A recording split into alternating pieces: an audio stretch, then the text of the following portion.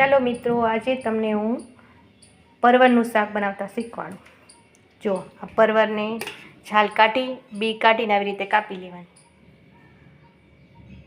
લાંબા ઝીણા લાંબા કે ગોળ તમને ભાવે એવા કાપી લેવાની છાલ કાઢીને। પછી આ ઝીણા સમારેલા ટમેટાં છે, આ લસણ છે, થોડીક કળીઓ આખી રાખી છે, થોડા કટકા કર્યા છે। સૌ પ્રથમ તેલ મૂકી, એકલા તેલમાં જ ચડવા દેવાનું હોય, એટલે આમાં તેલ થોડુંક વધારે નાખવું પડે।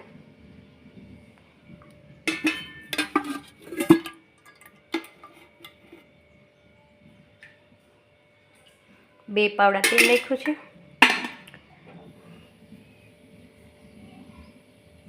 જો લોખંડના કડાઈયામાં વઘારું છું। લોખંડના કડાઈયામાં વઘારવાથી આપણને આયન મળે અને શરીર માટે જોતા બીજા પોષક તત્વો મળી રહે, તેના માટે બને ત્યાં સુધી સ્ટીલ ને લોખંડનો જ ઉપયોગ કરવાનો શાક વઘારવા માટે।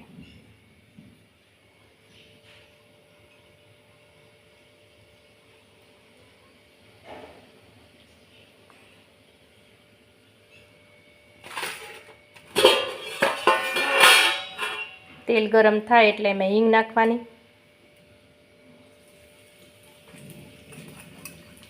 લસણ નાખવાનું,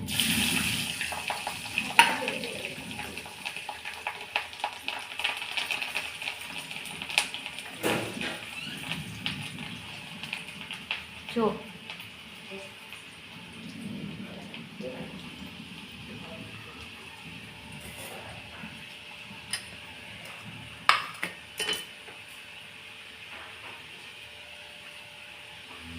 પછી આ ઝીણા સમારેલા પરવર નાખી દેવાનું।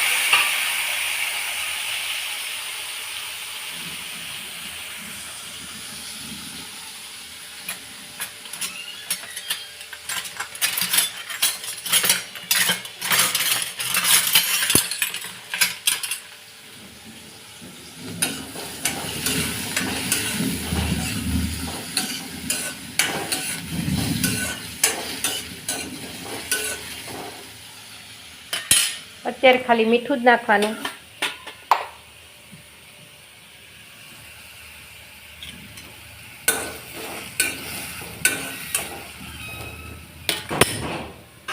થાળી મૂકી અને ઉપર પાણીમાં ચડવા દેવાના। પાણી એમાં નાખવાનું નથી, ઉપર મૂકવાનું છે ખાલી।